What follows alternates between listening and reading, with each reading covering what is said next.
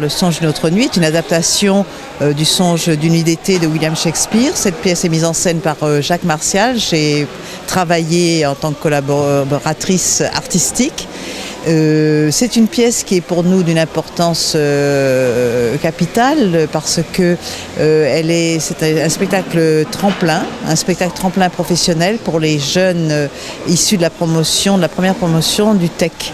Donc c'est une pièce qui va être présentée d'abord à Paris, après la Guyane, à Paris au Festival Paris Quartier d'été, au Théâtre Paris-Villette, et qui ensuite sera présentée dans les scènes nationales Guadeloupe et Martinique, et donc des lieux où des professionnels ont l'habitude de se rendre, ce qui permet à nos jeunes artistes d'être vus, repérés et d'être peut-être choisis pour des projets à venir.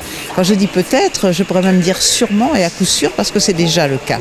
Donc pour certains d'entre eux, ils sont déjà sur des projets. Mais enfin, c'est vraiment, on a fait ça dans le but de créer un événement professionnel pour que ces jeunes puissent enfin trouver une audience, un large public et un public de professionnels.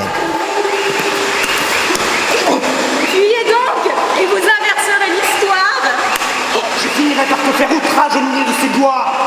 Et là, ce temple en ville dans les champs, vous m'outragez. Pourquoi l'adaptation? Le metteur en scène en parlerait certainement mieux que moi, mais néanmoins je puis dire que ce qui nous a frappé, c'est qu'il y a dans le monde, sur toute la planète entière, des communautés qui sont comme des invisibles. Elles sont là et personne ne les voit. Mais ça peut être tantôt vous, tantôt moi. On est toujours l'invisible de quelqu'un. Et là, on a décidé de dire que les habitants de la forêt n'étaient pas vus par les habitants de la cité.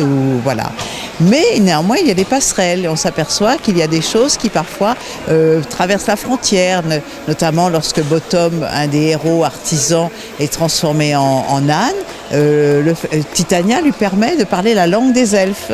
Et qui est ici, nous avons choisi de dire que la langue des elfes ici est la langue saramaka. Mais ça aurait pu être autre langue.